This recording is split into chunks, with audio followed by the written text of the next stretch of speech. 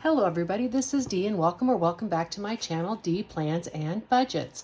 I hope that you have come back for part 3 of our Budgeting Made Easy series. Or if you're one of my regular viewers just tuning in to see what I have to say, welcome back.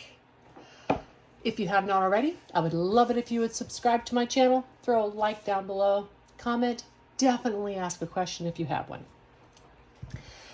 Today we're going to talk about what is digital cash stuffing versus regular cash envelope stuffing, and we're going to talk even a little bit about the hybrid method, which a lot of people do as well.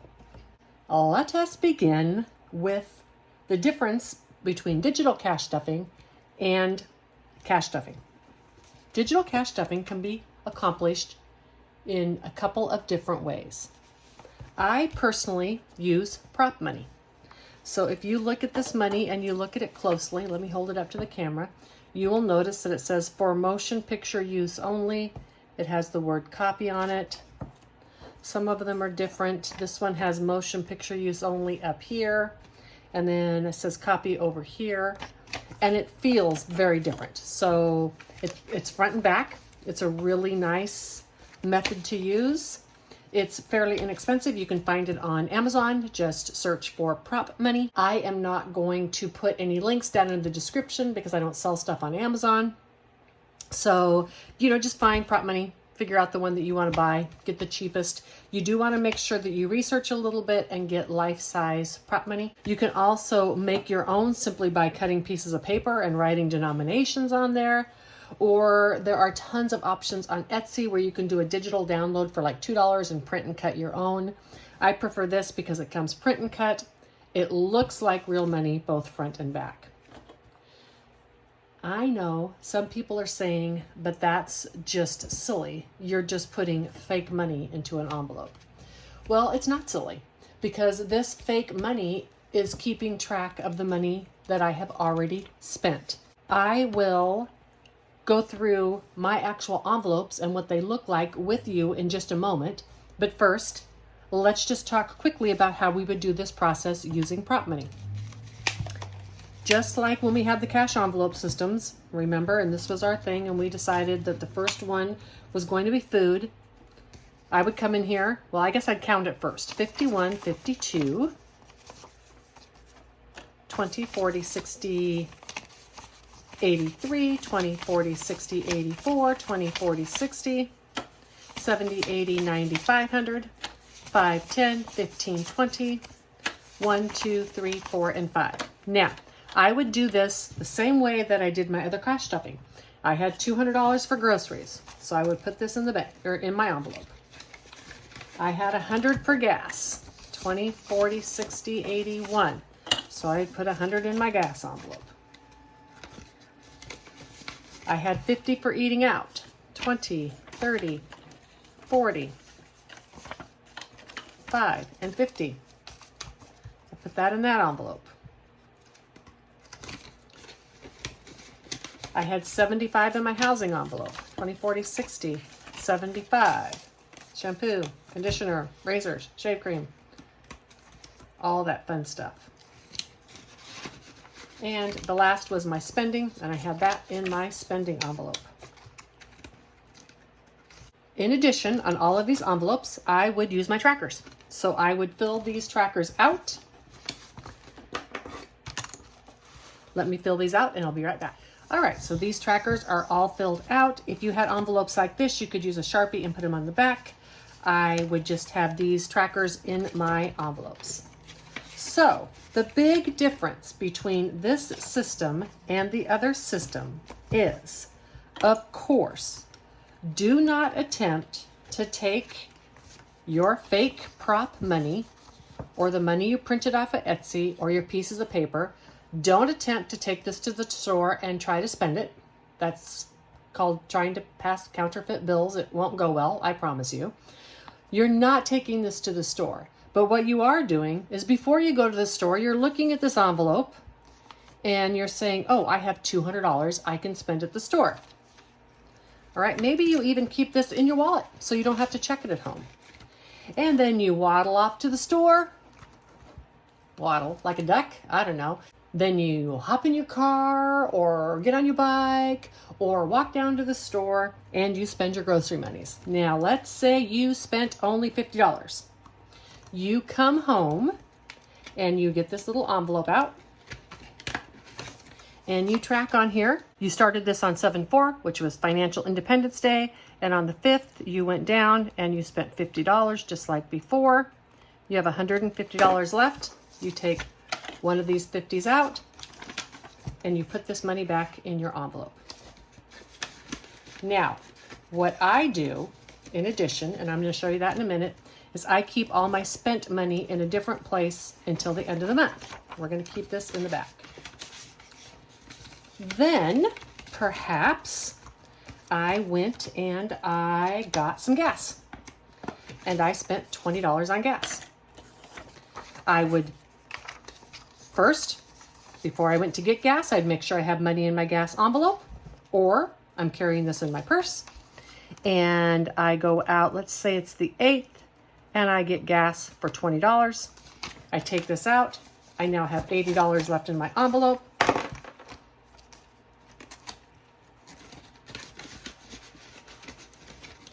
And I take this back and I put it in my spent envelope. And I continue to do that through the course of the month until I have done all my spending. Now, of course, before I go to get gas again, I need to come in here and I need to look and I need to see that I only have $80 left. And now I know that's what I can take to buy gas. You would do these for all of your categories as you spent throughout the month.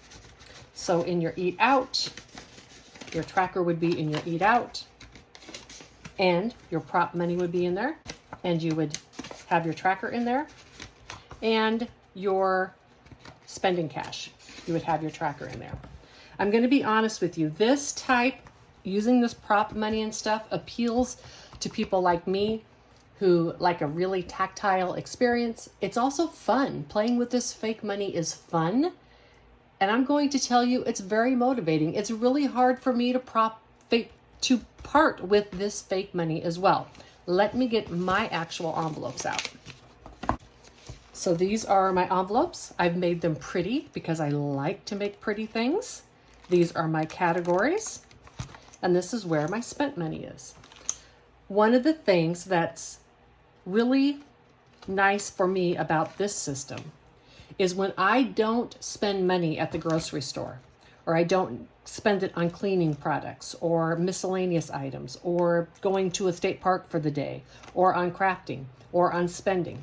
When I don't spend that money at the end of the month, anything that's left in there, I take out and I do savings challenges with, and we're going to talk about those savings challenges later.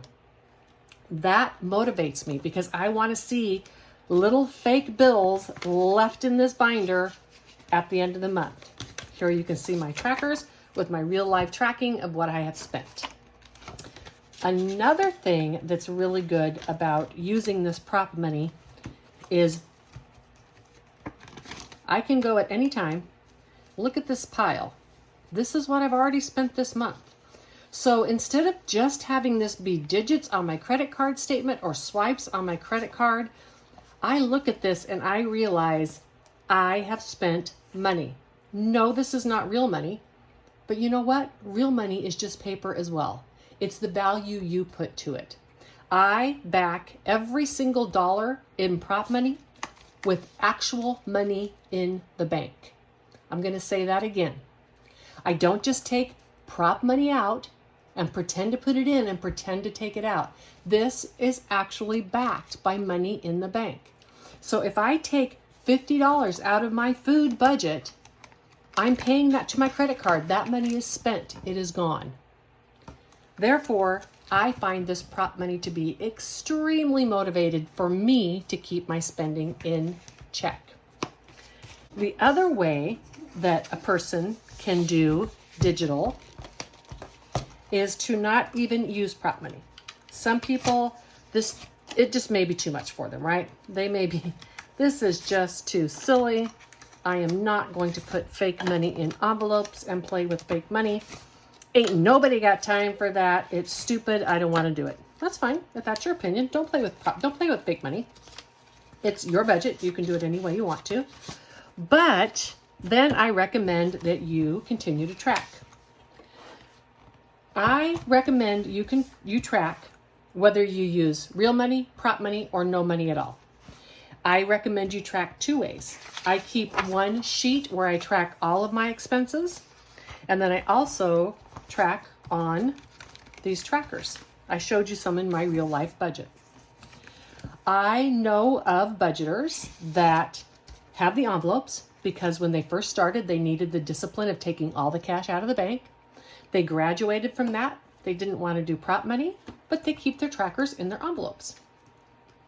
That works. You come home from the grocery store, you write down what you have, and what you've spent. What I recommend if you don't want to do any kind of prop money is that for a minimum, or at a minimum, what would that be? For a minimum? At a minimum? I don't know. Whatever it is, I would recommend that at a minimum, you carry these trackers in your purse or your wallet. And as you spend, you mark things down on your trackers.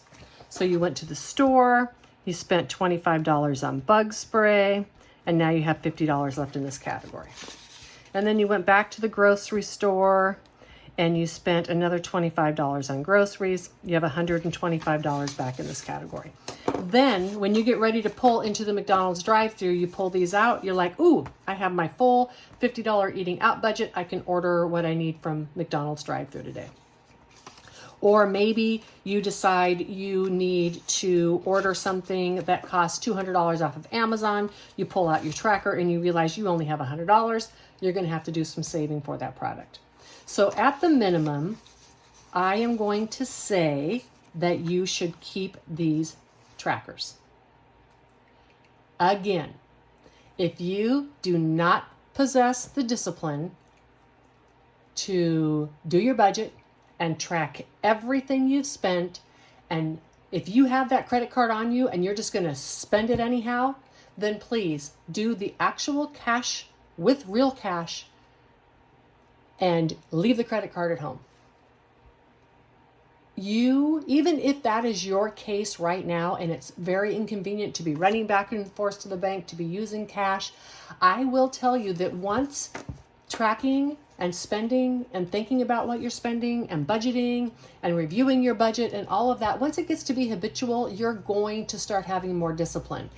It's going to come with time, and you may be able to graduate to a digital type system. But if you're new, I highly recommend you keep with cash for the time being until you are finding you are having no problem with your discipline.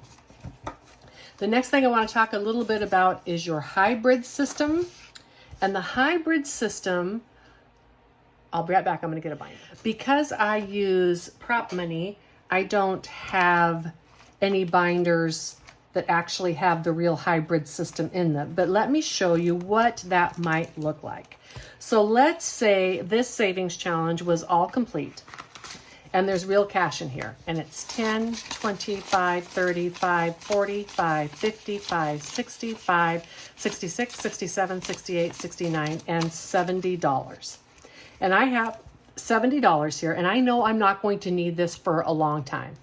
I might decide to take this $70 and put it in the bank and put these prop bills in instead of that $70, right? So this would be the hybrid method when you're using it with your digital.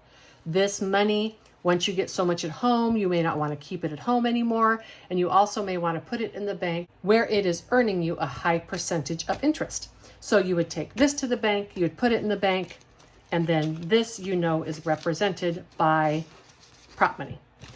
That would be the basic idea of a hybrid system. Often when people do this, and this would be me, they are using a little bit more decorative, what they call placeholders. So they're using things like this for like $250, or maybe they're using things like this for $20, something that's extremely obvious that that is not real money. One further note I want to make on hybrid cash stuffing, which is a combination of either prop money or tracking and real money, is some people use the hybrid method to separate their categories. So we haven't actually looked at a sinking funds binder. Let me get my binders and I'll show you. So I have my binders for my variable, and then I have two binders for my sinking funds, basically in the categories of necessary and not necessary. A lot of people, since their sinking funds house money that's going to be saved for longer periods of time, a lot of people will use cash for their variable expenditures, and then they will use prop money in their sinking funds category, right? So that is another way that you can use the hybrid method. I also know of people who prop money in a binder to represent their bills. And a lot of times that's for content creators to help individuals to visualize their bills being paid and the money in the bank. Those are other options for a hybrid method as well. So many people will use a combination of cash with placeholders or cash with just, prop money also thrown in, or they will use a hybrid method with cash in some binders and prop money in other binders, or they might use cash and just do digital tracking. So a hybrid method just means that you're using some combination of cash, prop, and or tracking. I hope that this answers your question on digital versus non-digital cash stuffing. The next video, the last one in this actual 4-part series, is going to be all about having fun with savings and using savings challenges. I hope to see you back for that video. Bye.